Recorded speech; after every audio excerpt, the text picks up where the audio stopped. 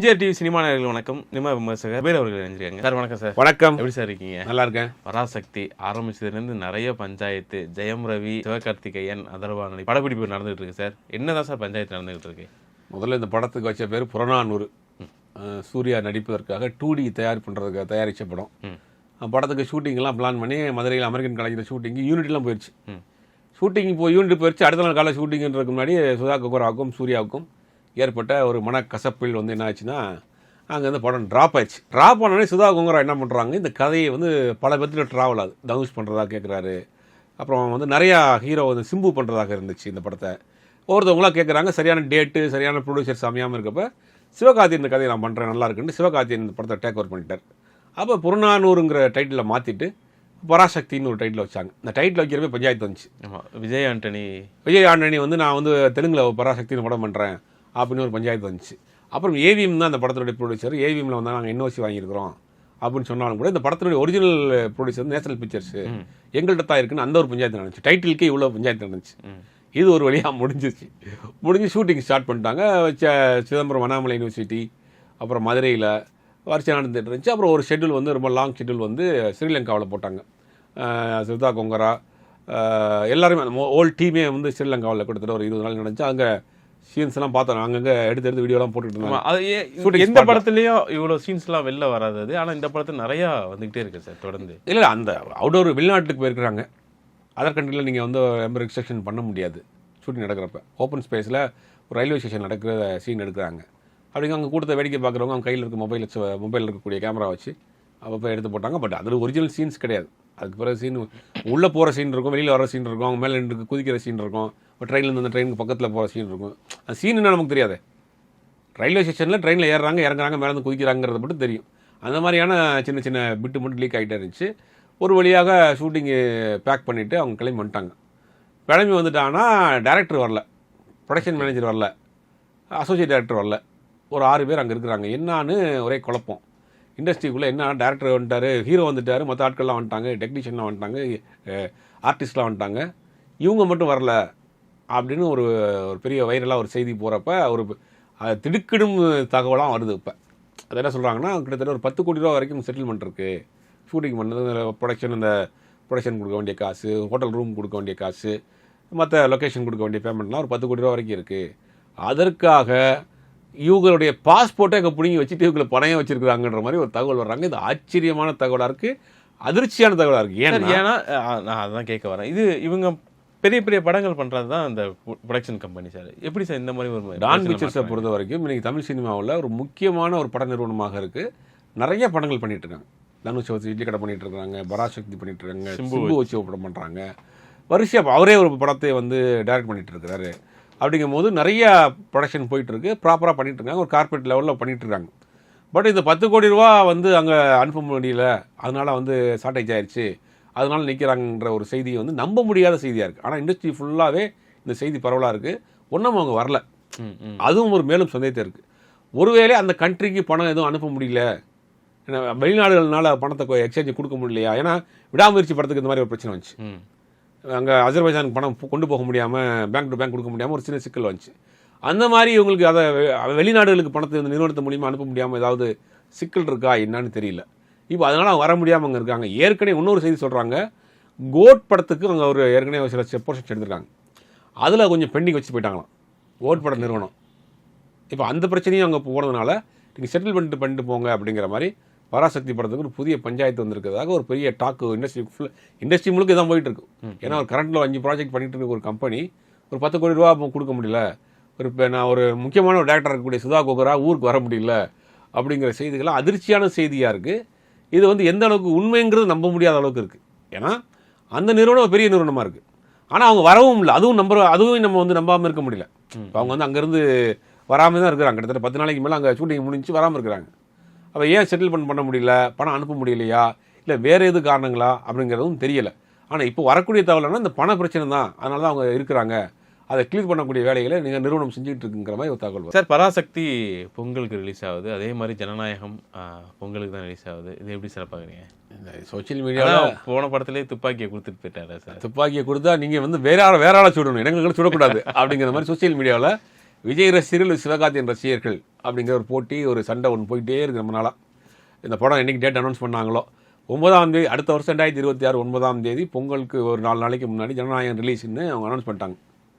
இவங்க ஆல்ரெடி பொங்கலுக்கு ஒன்றும் டிசைட் பண்ணல, டேட்டும் அவங்க அனௌன்ஸ் பண்ணல. பட் பொங்கலுக்கு தான் இந்த படம் வரப்போகுது அப்படின்னு எப்படி இட்லி கடை குட் பை அக்ரி பஞ்சாயத்து ஓடிட்டு இருந்துச்சோ, இப்போ ஜனநாயக நியூஸ் பராசக்தி பஞ்சாயத்து ஆரம்பிச்சிட்டாங்க. ஒன்றும் வந்து தயாரிப்பு நிறுவனம் வந்து அஃபிஷியலாக அந்த படத்தை நாங்கள் பொங்கலுக்கு வர்றோம்னு சொல்ல. பட் ஆனால் இவங்களே என்ன பண்ண வந்துடக்கூடாது, நாங்கள் சொல்ல வருவோம் அப்படின்னு ரெண்டு தரப்புலையும் மாறி மாறி இப்போ சண்டை போயிட்டுருக்கு. பட் அப்படி வந்துச்சுன்னா என்ன ஆகும்னா பெருசாக ஒன்றும் ஆகாது. ஏன்னா இது 9ஆம் தேதி வருது. அதுக்கு ஒரு 4 நாள் 5 நாள் கழிச்சு 14ஆம் தேதி 13ஆம் தேதி அந்த படத்தை ரிலீஸ் பண்ணாங்கன்னா இல்லை பெருசாக ஒன்றும் இருக்காது. ஆனால் தேட்டர் எப்படி ஒரு வாரத்துக்குள்ளே கிடைக்கும்? அதான சிக்கல். இப்போ 2 படத்துக்கும் தேட்டர் எப்படி கிடைக்கும்? பராசக்தி படத்தை ரிலீஸ் பண்ணுறது வந்து ரெட் ஜெயன், உங்களுக்கே தெரியும். இல்லை ரெட் ஜெயன்ட்னு ஒன்றும் கன்ஃபார்ம் பண்ணல, ரெட் ஜெயன் கன்ஃபார்ம் பண்ணல. படத்தை வந்து வாங்கி வேறு இடத்துல கொடுக்கலாம். ஆனால் ஜனநாயகன் படத்தை யார் பண்ணுறாங்கன்னா அந்த குட் பை அக்ரி பண்ண ராகுல் தான் பண்ணுறாரு. பட் எல்லாருமே வந்து பார்க்குறப்ப இவங்களுடைய போட்டி அப்படின்னு வந்துச்சுன்னா அது வாங்கின டிஸ்ட்ரிபியூட்டருக்கு தான் பிரச்சனை. இப்போ படத்துக்கு ஒரு 1000 ஸ்க்ரீனுக்கு மேலே பெரிய படங்கள் ரிலீஸ் பண்ணால் தான் ஃபஸ்ட்டு 3 நாளில் போட்ட காசு எடுக்க முடியும். நீங்கள் 1000 ஸ்க்ரீனுக்கு கம்மியாக போட்டு இவங்க ஒரு 600 ஸ்க்ரீன் போகிறோம், அந்த படத்துக்கு ஒரு 400 ஸ்க்ரீன் போட்டோம்னா 2 படத்துக்குமே பிரயோஜனம் கிடையாது. அதை வந்து டிஸ்ட்ரிபியூட்டர் தரப்பில் வந்து கரெக்டாக யோசிப்பாங்க. ஆனால் இந்த மாதிரி பிரச்சனைகள் வருவதற்கு வாய்ப்பு இல்லைன்னு நான் நினைக்கிறேன். பட் வந்துச்சுன்னா அது ஒரு பெரிய ஒரு சிக்கலாக தான் முடியும். இப்போ சிவகார்த்திகேயனாலே நிறைய பிரச்சனை, அவர் படம்னாலே நிறைய பிரச்சனை வருது. ஏன் சார் அவரை சுற்றி ஏன் சார் இவ்வளோ பிரச்சனை? ஏன்னா அமரன் பண்ணார், அமரன்லாம் பெரிய ஹிட்டு போயிட்டுருக்கு. அதை பற்றி அடுத்தடுத்த படங்களை லைனப் வச்சுருக்கிறாரு. ஏஆர் முருகதாஸ் அண்டு படம் பண்ணுறாரு. அடுத்து வந்து இந்த லப்பர் பந்து டேரக்டர் படம் வரிசையாக படங்கள் கம்மி பண்ணி வச்சுருக்கிறாரு. இப்போ சுதா குமாரா படம் பண்ணுறாரு. அவருடைய கேரியர் வந்து அமரனுக்கு பிறகு மாறிடுச்சு. ஓகே, பிரச்சனைகள்லாம் மாறி இன்றைக்கி அடுத்த கட்டத்துக்கு போயிட்டு இருக்காரு. பெரிய லைனப் வச்சுருக்கிறாரு. என்னென்னா இந்த மதராசி படம் ஏஆர் முருகதாஸுடைய படம், அது சிக்கந்தர் கொடுத்த அடி வந்து கதி கலங்கி போயிருக்கிறாங்க. அதுதான் சார், அதை தான் கேட்கலான்னு நினச்சேன். ஆமாம், சிக்கந்தர் படம் வந்து தெலுங்குல ஹிந்தியில் வந்து ஒரு மிகப்பெரிய ஒரு படம் வந்து ஒரு டிசாஸ்டர், மிகப்பெரிய ஒரு தோல்வி படமாக ஆகிப்போச்சு. ஏஆர் முருகதாசனுடைய லைஃப்பில் ஒரு மிகப்பெரிய ஒரு ஆட்டத்தை காட்டியிருக்கு இந்த படம். அது எஃபெக்ட் வந்து மதராசிக்கு நடந்திருக்கு. இதில் என்ன நடந்ததுன்னா ஒரு காமெடினா, மதராசி பட தயாரிப்பாளருக்கும் ஏஆர் முருகதாஸுக்கு ஏற்கனவே பிரச்சனை ஆகிப்போச்சு. ஓகே, படத்தை நம்ம அப்போ பண்ணிக்கலாங்கிற மாதிரியே ட்ராப் பண்ணிடுங்க, நீங்கள் படத்தை நீங்கள் இந்த விலைக்குங்க வேறு ப்ரொடியூசர் வச்சு நான் டைப் பண்ணிக்கிறேன், உங்களுக்கு நீங்கள் வரைக்கும் செலவு பண்ண காசெல்லாம் கொடுத்துருங்கிற அளவுக்கு போயிடுச்சு. ஓகே, அப்போ இவர் ஃபோனை எடுக்கிறது கிடையாது ஏஆர் முருகதாஸ். இந்த பஞ்சாயத்து போயிட்டு இருந்துச்சு. இதுக்கிடையில் சிக்கந்தர் படத்தினுடைய ரிசல்ட்டும் மிகப்பெரிய ஒரு அடி வாங்கின பிறகு என்ன செய்கிறதுன்னு தெரியாமல் இங்கே திருப்பி மொத்தமாக பாம்பேலேருந்து காலி பண்ணி இங்கே வந்துட்டார். வந்து இப்போ இந்த படத்தை தூசி தட்டி பண்ணக்கூடிய வேலைகள் போட்டிருக்கு. இந்த படத்தினுடைய மதராசி படத்தினுடைய டீச்சர் வரப்பே நிறைய விமர்சனங்கள் வந்துச்சு. கத்தி மாதிரி துப்பாக்கி மாதிரி இருக்குது, இப்போ நிறையா காட்சிகள் வந்து போகுது அப்படிங்கிற மாதிரி ஒரு விமர்சனங்கள் இருந்துச்சு. இருந்தாலும் கூட சிக்கந்தர் படத்தினுடைய இந்த மிகப்பெரிய தோல்விக்கு காரணம் வந்து ஏஆர் முருகதாஸ் மட்டும் கிடையாது அப்படின்னு ஒரு தகவல் சொல்கிறேன். சார் நானும் அந்த படம் பார்த்தேன். எனக்கு வந்து அது ஏஆர் முருகதாஸ் படம் அந்த ஒரு ஃபீலே இல்லையே சார். அந்த படம் அதான் சொல்ல வரேன். அந்த படத்தை ஏஆர் முருகதாஸை சுதந்திரமாக அவர்கள் எடுக்க விடலை. ஏகப்பட்ட ரெஸ்ட்ரிக்ஷன் போட்டுருக்காங்க, கதை விஷயங்கள் எல்லாத்துலேயுமே தலையிட்டு இருக்காங்க ப்ரொடக்ஷன் தரப்பில் வந்து. அதனால் வந்து ஒரு மிகப்பெரிய ஒரு விஷயம் இருக்குது. ஏன்னா தமிழ் படமாக தானே அவர் சொல்லி கண்ட்ரோல் பண்ணியிருப்பார். ஒரு ஹிந்தி படம் வேறு லாங்குவேஜ், அந்த ஆர்டிஸ்ட்டுக்கு இவ்வளோ மாஸ் இருக்குது, அந்த ஆர்டிஸ்ட்டுக்கு இவ்வளோ இது இருக்குது, அந்த சீன்ஸில் வைக்கணும் அப்படின்னு சொல்லி அழுத்தங்கள் கொடுக்கப்பட்டிருக்கு, இதெல்லாம் பண்ணுங்க அப்படின்னு. அதனால் ஒட்டுமொத்தமாக இவருடைய ஸ்டைல் இல்லாமல் அந்த ஸ்டைலும் இல்லாமல் பிரியாணியும் இல்லாமல் பொங்கலும் இல்லாமல் அது ஒரு மிக்ஸ் ஆகி போச்சு அந்த படம். அதனால் பெரிய ஒரு தோல்வி படம், மிகப்பெரிய லாஸு. ஏஆர் முருகதாஸுக்கு இந்த மதராசி படத்துக்கு ஒரு மிகப்பெரிய ஒரு செட்பேக்காக தான் அந்த படம் அந்த ரிசல்ட் வரும். ஆனால் இருந்தாலும் கூட இந்த படத்தை அவர் சுதந்திரமாக பண்ண விடலைங்கிறது தான் ஒரு விஷயம். இதுக்கு முன்னாடி ஒரு ஃப்ளாஷ்பேக் போயிட்டு வந்தால் கரெக்டாக இருக்கும். ரமணா படம் வந்து தீனாவுக்கு பிறகு பண்ணுறாரு ஏஆர் முருகதாஸ். அது வரைக்கும் விஜயகாந்த் படங்களுக்கு வந்து ஒரு ஒரு பேட்டர்ன் இருந்துச்சு. ஆமாம், ஒரு பஞ்ச் டைலாக் பேசுவார், ஒரு ஃபைட் இருக்கும், காலை முதல்ல வச்சு இப்படி சொல்லிட்டு அடிப்பார், அது மாதிரி ஒரு பில்டப் சீன். அப்போ தான் அரசியலுக்கு வர்றதுக்கு உண்டான ஏற்பாடுகள்லாம் நடந்துகிட்டு இருக்க நேரங்களில் அந்த மாதிரி படங்கள்லாம் வந்துட்டு இருக்கு. அந்த நேரத்தில் தான் ஒரு காலேஜ் ப்ரொஃபஸர்ஸு அதிகமாக பேசக்கூடாது, சாஃப்டான ஒரு கேரக்டர், ஆனால் பண்ணுற வேலையெல்லாம் பெரிய வேலைன்னு ஒரு கதை பண்ணுறாரு. முதல்ல 2 நாள் வந்து ஷூட்டிங் போகுது ரமணா படத்துக்கு. அப்போ விஜயகாந்த் கூட வரக்கூடிய ஆட்கள்லாம் என்ன அண்ணனை வச்சு படம் எடுக்கிறீங்க, ஃபைட்டு கிடையாது, அண்ணன் பேசவே மாட்டேங்கிறாரு, இந்த மாதிரி ஏஆர் முருகதாஸுக்கு ஒரு குடைச்சல் கொடுக்க ஆரம்பிச்சிட்டாங்க ஷூட்டிங் ஸ்பாட்லேயே. 3ஆவது நாள் ஏஆர் முருகதாஸ் வந்து நேரடியாக கேப்டன்கிட்ட போய் பார்த்து இந்த மாதிரிலாம் நடக்குது, ஒன்று வந்து என்னுடைய ஸ்டைலில் நீங்கள் படம் பண்ணுங்கள், அவங்க ஸ்டைலுக்கு படம் பண்ண முடியாது, நான் இதுதான் கதை அப்படின்னு. விஜயகாந்தை பொறுத்த வரைக்கும் ஒரு பெரிய ஒரு விஷயம் என்னென்னா, ஒரு புது பையன், ஒரு சின்ன பையன் டைரக்டராக வந்தாலும் கூட அவர்கள் சொல்கிறது அப்படியே கேட்பார். சாருங்கிற பேச்சுக்கு மறு பேச்சு பேச மாட்டார். அதனால் டைரக்டர் சொல்கிறது அப்படியே கேட்டு நடிக்கக்கூடிய முக்கியமான நடிகரில் விஜயகாந்த். அப்போ கூப்பிட்டு சொல்லிட்டாரான், யாருமே இனிமேல் ஷூட்டிங் ஸ்பாட்டுக்கு வராங்க, என் கூட வரக்கூடிய மேனேஜர்ஸு, என்னுடைய கசீர் மன்றம் யாரும் வரக்கூடாது. இனிமேல் வந்து உங்கள் தரப்புலேருந்து நாங்கள் வந்து எந்த டிசிஷன் பெற மாட்டேன், நீங்கள் எங்கே வந்து நிற்க சொல்கிறீங்களோ அங்கே நிற்கிறேன், என்ன பண்ண சொல்கிறீங்களோ பண்ணுறேன் அப்படின்னு முழுவதுமாக தன்னை ஒப்படைச்ச படம் தான் ரமணா. ஆனால் அதே ஏன் சொல்ல வரேன்னா, சிக்கேந்திரனுக்கு நடந்தது அது வேறு. அது வேற ஒரு லாங்குவேஜ் படம், அங்கே ஒரு ஆர்டிஸ்ட்டுக்கு ஒரு பெரிய வேறு மாதிரியான சுச்சுவேஷன் இருக்குது, அவர் போலீஸ் பாதுகாப்போடு வர்றாரு.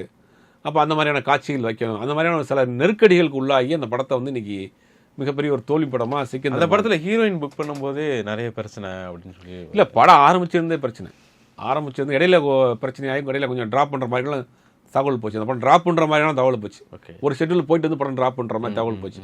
அதற்கு ஒரு பேச்சுவார்த்தை நடத்தி எடுத்தாங்க. அப்போ ஏன் சொல்ல வரேன்னா, முதல் படம் 2வது படத்துக்கு அப்போ விஜயகாந்த்ங்கிற ஒரு மாஸ் ஹீரோவை தன்னுடைய கட்டுப்பாட்டில் எடுத்து படம் பண்ணிட்டார். முதல் தீனா பண்ணுறாரு, தீனா பண்ணதுக்கு பிறகு இந்த படம் ரமணா பண்ணுறாரு. முதல் நாள் வந்து படத்தினுடைய ஷூட்டிங் வந்து அஜித்தை வச்சு ராகத் தாஸாவை ஷூட் பண்ணுறாரு. யார்? ஏஆர் முருகதாஸ். அப்போ ஷூட்டிங் வேடிக்கை பார்த்தவங்கலாம் சொன்ன விஷயம் என்னென்னா, டேரக்டர் எங்கப்பா அப்படின்னு. ஏன்னா ஆள் குட்டியா ஒல்லியா கருப்பா இப்படி இருப்பார். அப்படி ஒரு டேரக்டர் அதுக்கு இண்டஸ்ட்ரியில் பார்த்ததில்ல அப்படி. ஆனால் அந்த படத்தை வந்து அவ்வளோ பெரிய பிரமாதமாக கொடுத்தாரு. அதற்கு பிறகு விஜயகாந்த்ங்கிற ஒரு மாஸ் ஹீரோ, நடிகர் சங்க தலைவராக இருக்கார். அவர் வந்தாருனாலே ஒரு 50 பேர் வருவாங்க. டோட்டல் இண்டஸ்ட்ரியை அவர் கண்ட்ரோலில் வச்சுருக்காரு.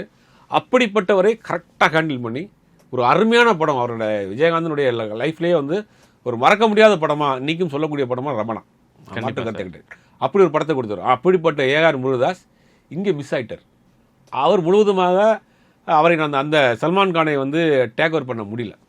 ஏன்னா அந்த உள்ள இண்டஸ்ட்ரி வேறு, அங்கே உள்ள சுச்சுவேஷன் வேறு, இன்றைக்கி அவர் இருக்கக்கூடிய சுச்சுவேஷன் வேறு. நீங்கள் அவரை வச்சு ரோட்டில் ஷூட் சீன் எடுக்க முடியாது.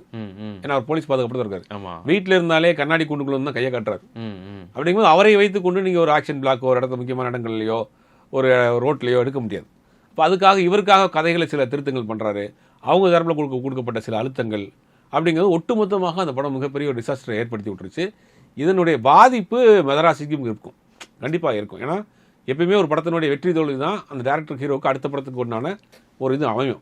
அப்படிங்கும்போது இந்த படத்தினுடைய தோல்வி வந்து இந்த படத்துக்கு பிஸ்னஸை ஓரளவுக்கு பாதிக்கிறதுக்கு வாய்ப்பு இருக்குது. ஓகே சார், உங்கள் நேரத்துக்கு